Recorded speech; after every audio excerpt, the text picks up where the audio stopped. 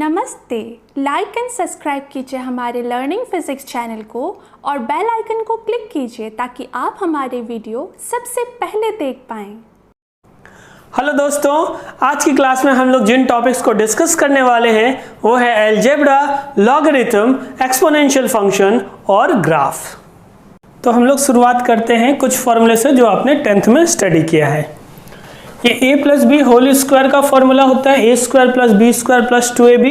a minus B whole square है तो यहाँ पर माइनस 2ab आएगा। फिर a square minus B square को a plus B into a minus B लिखते हैं।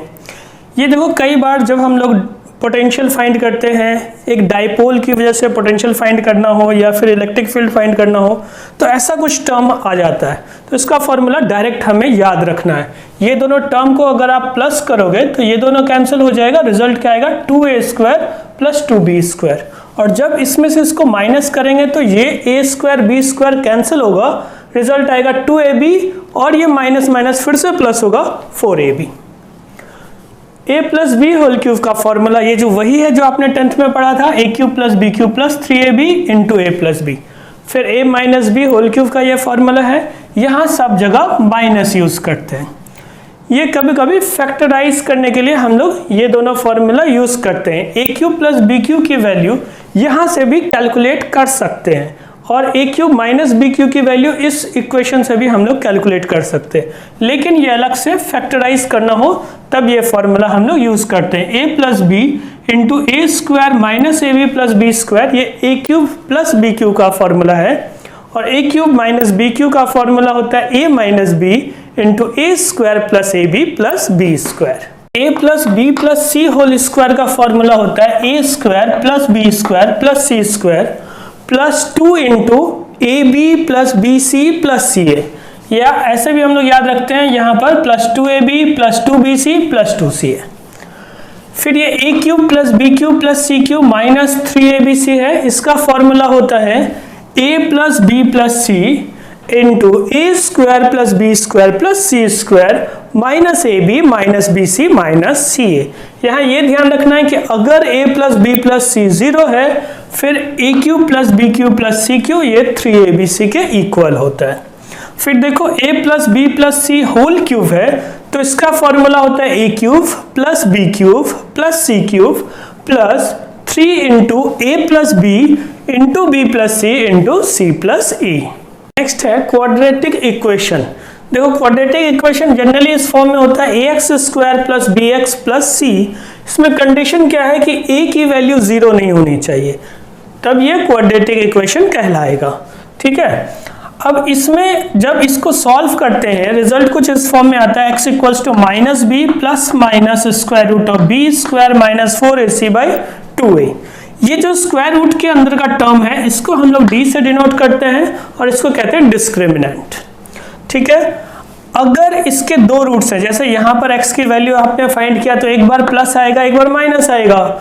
तो एक बार प्लस लिया वो एक रूट अल्फा मान लेते हैं, फिर दूसरे को बीटा मान लेते हैं, कोई भी प्लस कोई भी माइनस में, जैसे यहाँ हमने लिखा है। ठीक है, उस पर भी आते हैं। देखो, तो अगर इसके दो रूट्स हैं तो इस क्वाड्रेटिक इक्वेशन को हम लोग ऐसे लिख सकते हैं x minus alpha into X minus beta equals to 0। इसको सॉल्व करके x की दो वैल्यूज आएंगी, अल्फा और बीटा। अब देखो, अल्फा और बीटा दो रूट्स हैं, इनका जो सम होगा वो माइनस बी बाई ए के इक्वल होगा और इनका प्रोडक्ट अल्फा बीटा का प्रोडक्ट c बाई ए के इक्वल होगा।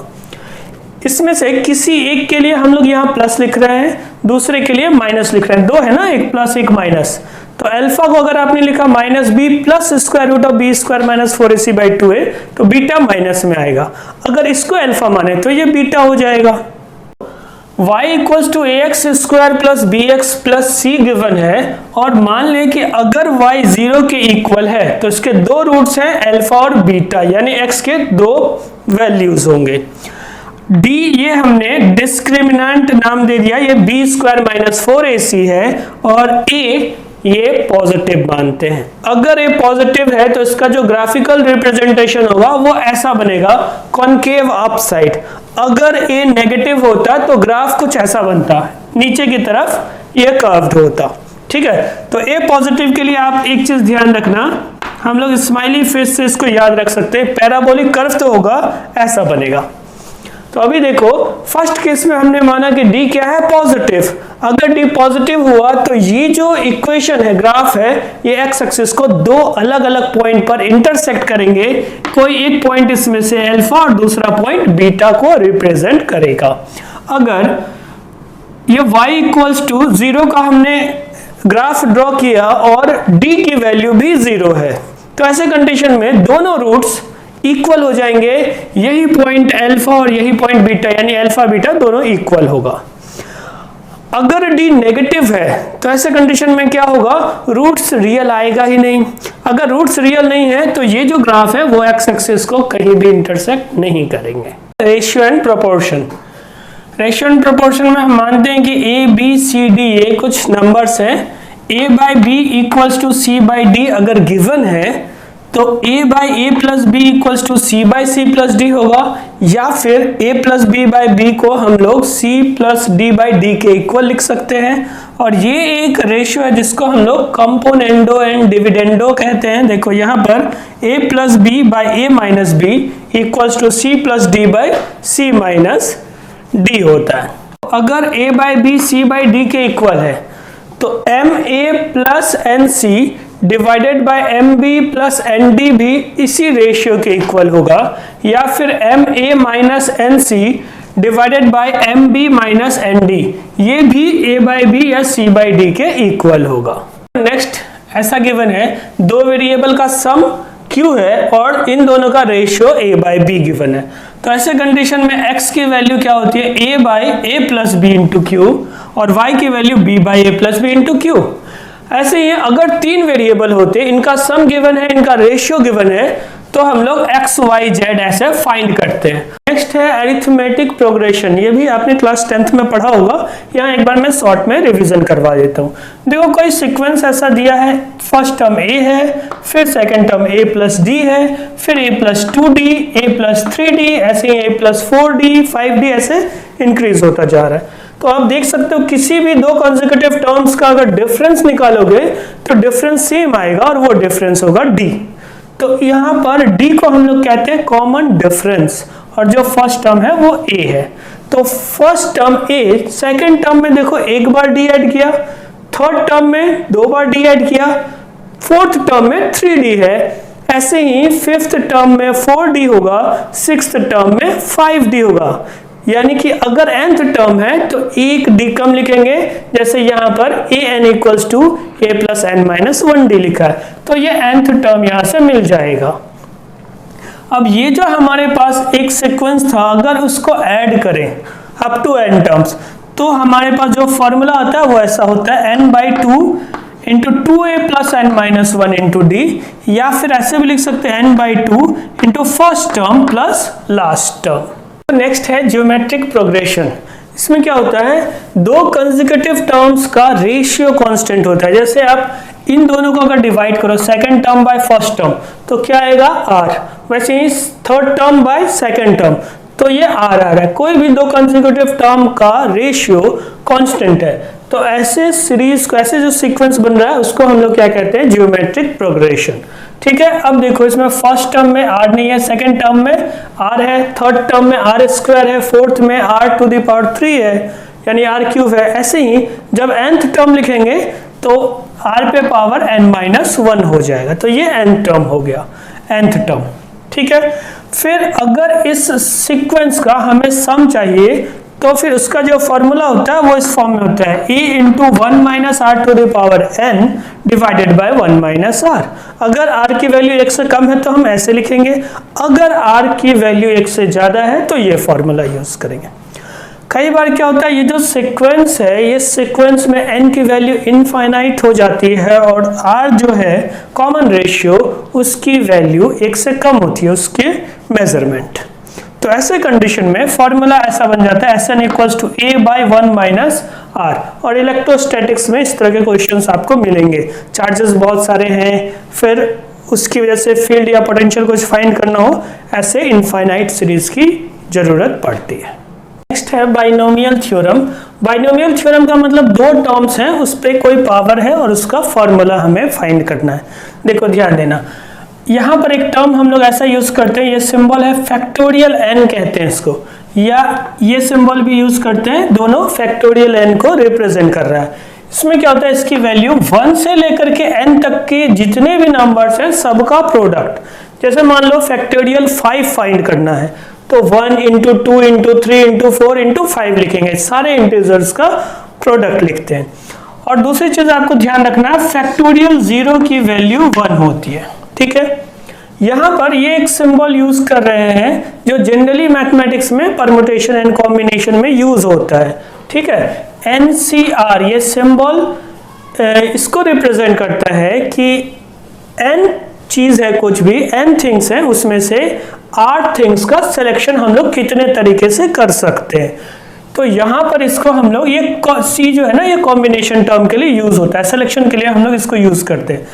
इतने डिटेल में हमें जाना नहीं है, एक्चुअली हमें जो पढ़ना है इसका फॉर्मूला देखो कुछ इस फॉर्म में होता है, factorial n divided bye factorial r into factorial n minus r, और इसका जो डेरिवेशन है बाकी सब कुछ वो हम लोग मैथ्स डिपार्टमेंट पे छोड़ देते हैं।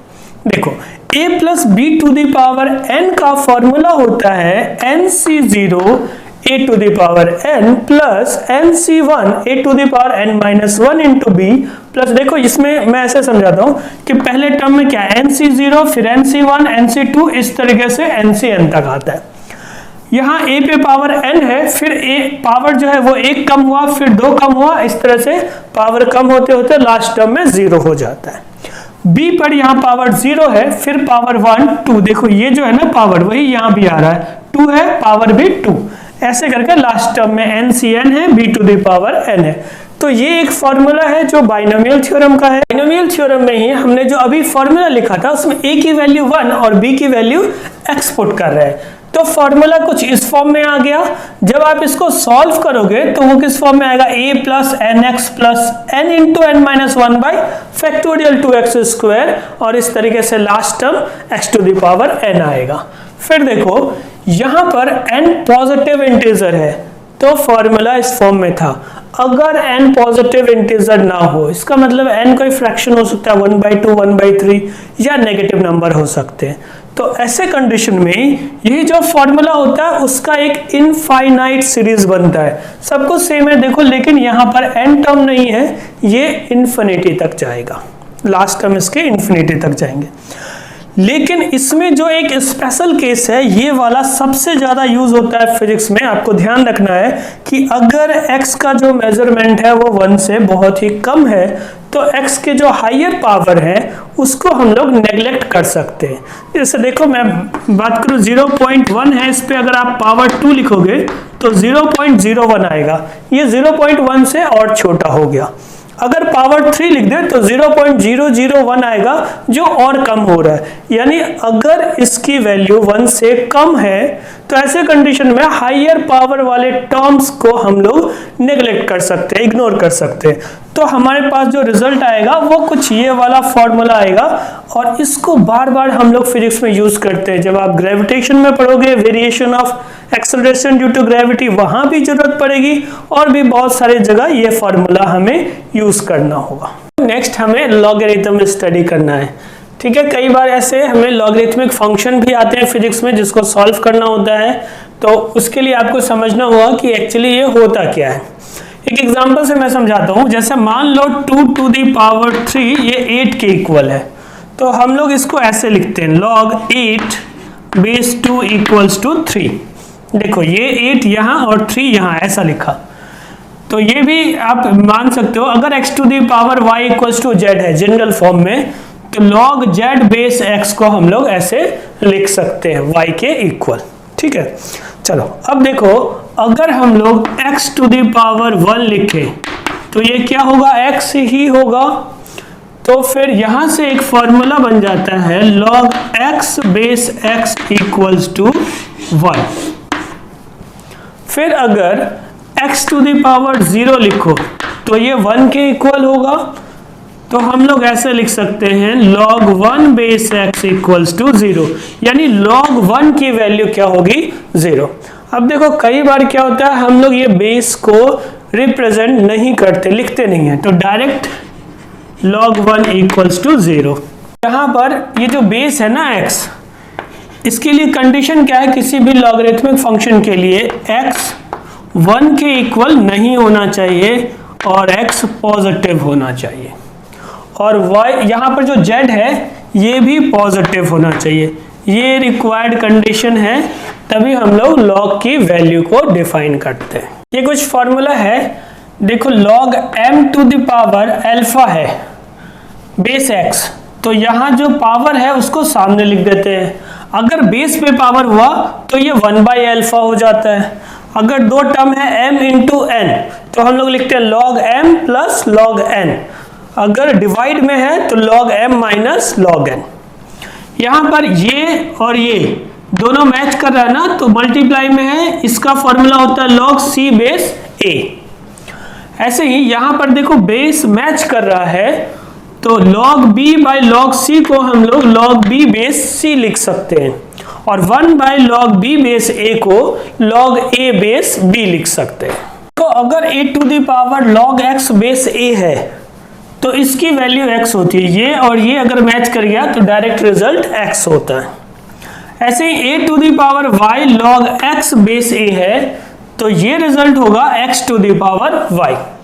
अब ये फॉर्मूला आपको याद रखना है। एक क्वेश्चन अब सॉल्व कर लेते हैं। ये क्वेश्चन कुछ इस फॉर्म में दिया है, 2 to the power log x minus 3 base 2 plus 2x minus 3 minus 9 equals to 0, और हमें इसमें x की वैल्यू फाइंड करनी है। तो देखो ये इसके फॉर्म में है ना, a to the power log x base a जैसा है। ये दोनों अगर मैच कर गया तो इसका जो रिजल्ट आएगा वो क्या हो जाएगा, x माइनस 3। ये पूरे को हम लोग x माइनस 3 लिख सकते हैं, plus 2x minus 6 minus 9 equals to 0। अब x और 2x कितना हो जाएगा, 3x। ये माइनस 3 माइनस 6 और माइनस 9 माइनस 18 हो जाएंगे, x इज इक्वल्स टू 6 हो जाएगा। अब देखो एक क्वेश्चन गिवन है, log x minus 3 base 2 equals to 4, हमें फाइंड करना है x। तो इसको कैसे सॉल्व करेंगे, देखो यहां पर ऐसे लिख सकते हो आप, 2 to the power 4 is equals to x minus 3, ये इधर आ गया और x माइनस 3 उधर लिख दिया, तो ये हो जाएगा 16 is equals to x minus 3, x equals to 16 plus 3 यानी 19। अब देखो नेक्स्ट है एक्सपोनेंशियल फंक्शन। एक्सपोनेंशियल फंक्शन क्या होता है, जैसे मान लो fx equals to a to the power x लिखा है, यहाँ पर a कांस्टेंट है और x वेरिएबल है, तो इसको एक्सपोनेंशियल फंक्शन कहते हैं। या अगर हम लोग ऐसे लिखें 2 टू द पावर x, इसमें भी बेस कांस्टेंट है और पावर वेरिएबल है, ये एक्सपोनेंशियल फंक्शन का एग्जांपल है। एक्सपोनेंशियल फंक्शन में एक बहुत कॉमन टर्म आता है e to the power x, और इसका फॉर्मूला होता है 1 plus x by factorial 1 plus x square by factorial 2 plus x cube by factorial 3 plus dot dot dot, ये इंफिनिटी तक। ठीक है, अभी देखो अगर x की वैल्यू आप 1 पुट कर दोगे तो ये रिजल्ट क्या आया, e equals to 1 plus 1 by factorial 1, factorial 1 भी 1 होता है, plus 1 by factorial 2 plus 1 by factorial 3, और ऐसे एक इनफाइनाइट सीरीज बन जाएगा। इसकी जो वैल्यू होती है वो अप्रोक्सीमेटली 2.71 हम लोग लिख सकते हैं। ये जो e है इसको कहते हैं बेस ऑफ नेपियर्स लॉगरिथम। इससे पहले जो हमने लॉगरिथमिक फंक्शन पढ़ा उसमें ये खास मायने रखता है। log x बेस e को हम लोग ln x से डिनोट करते हैं। डिफरेंशिएशन इंटीग्रेशन में ऐसे टर्म्स बार बार यूज होते हैं। अभी देखो e to the power x अगर z है, हम लोग दोनों तरफ log लगा दें तो ये हो जाएगा log x e to the power x equals to log z, और यहाँ पर बेस e हम लोग यूज कर रहे हैं। ये e क्या है, बेस ऑफ नेपियर्स लॉगरिथम।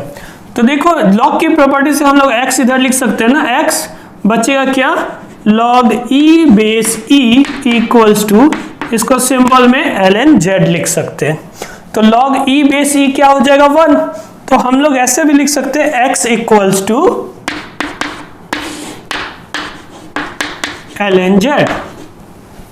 अब कुछ कॉमन ग्राफ है जो फिजिक्स में यूज होते हैं। सबसे पहला है y equals to sine x।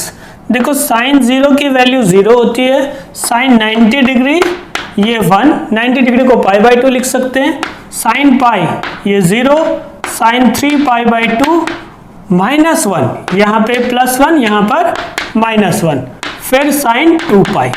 ऐसे ही इधर आप लिखोगे तो ये -पाई ये -2 पाई ऐसा हो जाएगा। ठीक है, अब अगर y equals to minus sine x हो तो ये ग्राफ x एक्सिस के अबाउट उल्टा हो जाता है। देखो ये जो टर्म यहां से यहां तक था पॉजिटिव में, वो यहां पर नेगेटिव में आ गया 0 से पाई, फिर पाई से 2 पाई के बीच उल्टा हो गया, तो ये ग्राफ ऐसे उल्टा हो जाता है। ये जो ग्राफ दिया है ये y equals to cos x का ग्राफ है, cos 0 की वैल्यू +1 और ये जो cos 90 है इसकी वैल्यू 0। ये मैक्सिमम वैल्यू +1 और मिनिमम वैल्यू -1 पॉसिबल है हर एक ग्राफ में, ये भी यहाँ पर भी +1 और ये -1। अब नेक्स्ट ग्राफ है y equals to minus cos x का। इसमें ये जो ऊपर था x एक्सिस के ऊपर पहले था ग्राफ, वो नीचे आ गया और जो नीचे था वो ऊपर चला गया। फिर से मैक्सिमम वैल्यू +1 और मिनिमम वैल्यू -1 हो गई। ये एक्सपोनेंशियल फंक्शन का ग्राफ कुछ ऐसा होता है, y equals to e to the power x। ये जो पॉइंट है इसका कोऑर्डिनेट होगा 0 और 1। अगर y equals to e to the power -x है तो ग्राफ ऐसा बनेगा और फिर से इस पॉइंट के कोऑर्डिनेट्स 0 और 1 होंगे। ये लॉगरिथमिक फंक्शन का ग्राफ है, y equals to log x, और ये वाला जो पॉइंट है ये इसके कोऑर्डिनेट्स 1 और 0। अब अगर y equals to mod of log x हो जाए, मॉड का मतलब ये जो टर्म नीचे था ये अब x एक्सिस के ऊपर हो जाएगा, क्योंकि y की कोई भी वैल्यू नेगेटिव तो होगी नहीं, तो ये जो नीचे था अब इसको ऊपर कर दिया, ये ग्राफ ऐसा बन गया। और अब इसको हटा दो। अब ये एक ग्राफ है x y equals to constant का, ये जो c है ये कांस्टेंट को रिप्रेजेंट कर रहा है। इस फॉर्म में जो भी ग्राफ होता है उसको हम लोग रेक्टेंगुलर हाइपरबोला कहते हैं। इसका एक ग्राफ यहाँ बन रहा है, एक ग्राफ इस क्वाड्रेंट में भी ऐसे बनता है, लेकिन हमने अभी सिर्फ फर्स्ट क्वाड्रेंट में इसका ग्राफ रिप्रेजेंट किया है। जब आप गैस इक्वेशन पढ़ोगे PV इक्वल्स टू कांस्टेंट तो उसका ग्राफ कुछ ऐसा बनेगा। फिर देखो y equals to b by square root of a square plus x square का अगर कोई इक्वेशन गिवन है तो उसका ग्राफ ऐसे बनता है। खास करके जब हम लोग रिंग की वजह से इलेक्ट्रिक पोटेंशियल फाइंड करते हैं तो उसके ग्राफ को इस तरीके से रिप्रेजेंट किया जाता है। यहाँ अगर आप x की वैल्यू 0 पुट कर दोगे तो y क्या हो जाएगा मैक्सिमम, और इस रिजल्ट को हम लोग b बाई a लिख सकते हैं।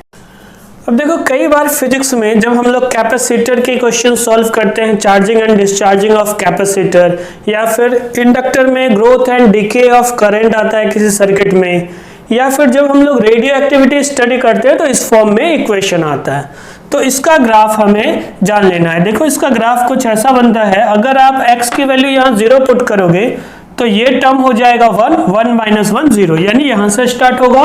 और अगर x की वैल्यू इन्फिनिटी हो जाए तो उस कंडीशन में ये टर्म 1 बाई इन्फिनिटी यानी 0 हो जाएगा, फिर हमारे पास सिर्फ y0 बचेगा। यानी x की वैल्यू अगर आप इनफाइनाइट तक ले जाओ तब जाकर के ये y की वैल्यू y0 के बिल्कुल पास होगी।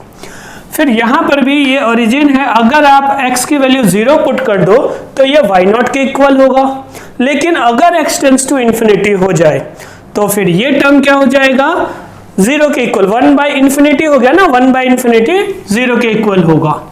That's all for today, thank you.